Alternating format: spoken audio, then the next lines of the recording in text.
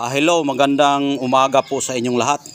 Meron akong bagong nakita noong Biyernes. Ito, kakaibang bato. Nakuha ko po ito sa ubod mismo ng saging. Ito. Ayan, sa ubod ito ng saging nakukuha. Sa puno ito ng ubod na saging nakukuha na nabubulok na po yung puno ng saging. Tapos may nakita akong bato doon mismo sa puno na nabubulok. Ayan.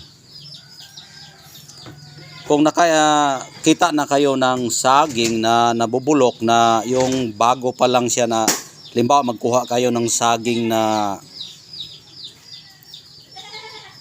bunga. Tapos putulin mo yung puno.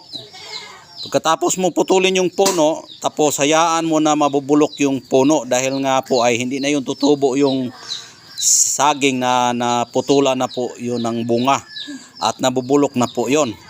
At ito ang aking nakukuha doon mismo sa pinutulan na puno ng saging na nabubulok. Ito po ang aking nakikita doon. Kakaiba talagang bato siya. Ayan o. Kakaibang bato. Ayan, kakaibang bato talaga siya ang hitsura niya. Yan.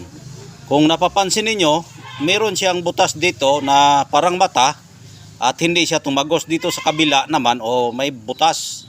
Ayan. Ubod talaga siya ng saging na hitsura niya, pero ang kulay niya ay kulay din sa puno ng saging na nabubulok. Ayan. Ipapakita ko sa inyo yung puno ng saging, no? Ayan po yung puno ng saging. Ayan.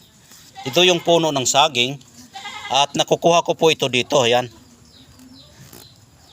Diyan po yan nakikita.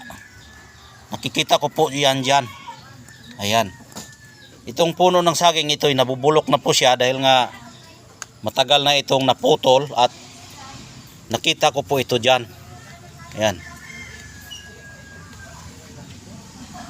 Ayan, nakita ko po yan dyan. Dahil nga may puno dito ng saging na aking pinutol kasi nagkuha ako ng bunga.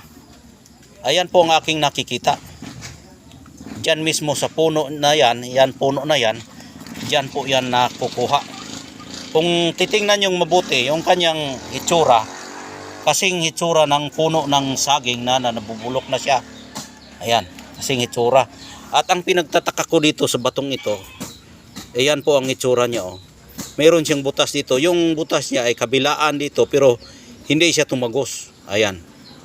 Ayan. Yung forma niya talaga para siyang sinadya na in-slice pero hindi siya in-slice. Ayan. Napakaganda po na bato. Ayan. Ang gamit po nito dahil nga po ay saging ay maganda ito sa pangswerte sa negosyo. Maaari din itong pwede natin gamitin sa proteksyon. Dahil nga yung saging ay mabilis po yan tumubo. Ibig sabihin magaan po sa hanap buhay.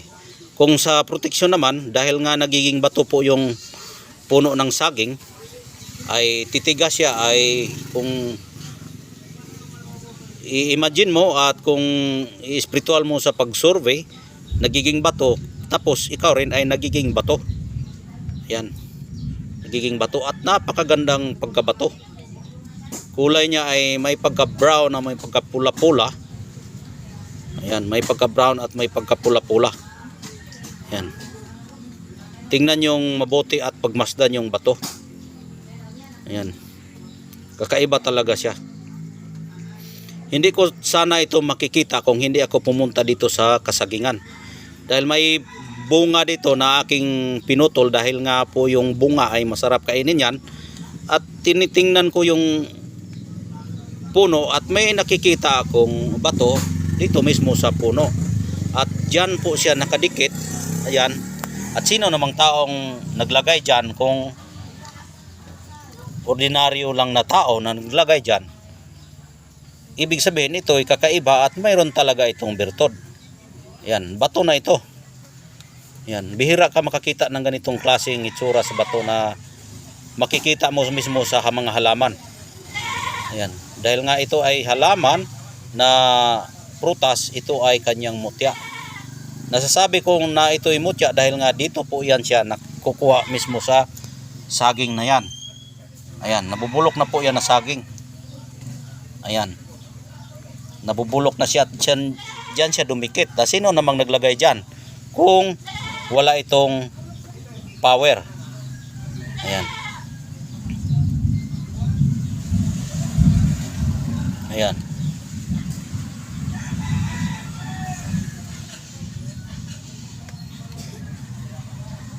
Sa nangangailangan po ng ganitong klaseng bato at gustong magkakaroon ng mutya, baka ito na po ang maibigan ninyo na bato dahil nga napakagandang bato. Para siyang lusong. Para din siyang lusong.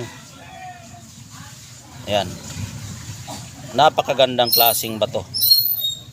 Pambihira ng ganitong klaseng bato. Pambihira ito. Bihiri lang ito makikita sa ating buhay. Kaya lubos-lubusin na natin yung ating pagkuha. Baka hindi na tayo bigyan na ganitong klaseng mutya. Ayan.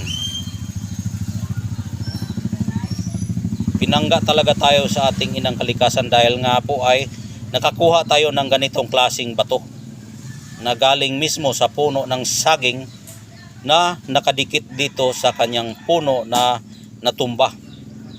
Ayan. Siguro kung ito ay hindi ko pinutol, maaaring yung bunga ay maglabas na mutya siya ng saging, doon sa puso ito lalabas.